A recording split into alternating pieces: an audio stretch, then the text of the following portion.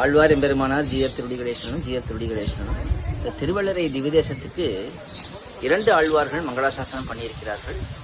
ஒன்று பெரியாழ்வார், இன்னொரு ஆழ்வார் திருமங்கை ஆழ்வார்.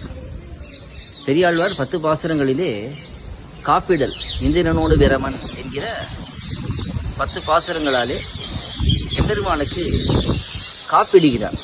காப்பிடல் என்றால் இந்த சம்சாரத்திலே எம்பெருமான் அர்ச்சா உருவத்திலே அர்ச்சாவதாரமாக எழுந்தருளி இருக்கிறான். இங்கே அவனுக்கு ஏதாவது ஆபத்து வந்தால் என்ன பண்றது? அவனுக்கு ஆபத்து வரக்கூடாது என்பதற்காக திருஷ்டி கழிப்பது, இதுதான் காப்பிடல் என்பது. பொதுவாக சன்னதிகள்லாம் ஆரத்தி எடுக்கிறதே பார்ப்போம். அது இந்த காப்பிடுவது, அதாவது எந்த கஷ்டமும் வராமல் ரக்ஷையாக இருக்க வேண்டும் என்பதற்காக இந்த ஆரத்திங்கிறதே எடுக்கிறார்கள். இந்த எம்பெருமான் விஷயமாக இந்திரனோடு பிரமன் என்று பெரியாழ்வார் திருமொழியிலே காப்பிடலாக 10 பாசுரங்களை அருளியுள்ளார். திருமங்கை ஆழ்வார் வென்றிமா மழுவேந்தி என்கிற பதிகம் 10 பாசுரங்களிலே எம்பெருமானுடைய வைபவங்களை விதவிதமாக ஒரு அவதாரங்களை எல்லாம் சேர்த்து இங்கே இந்த திவ்யதேசத்திலே அனுபவிக்கிறார்.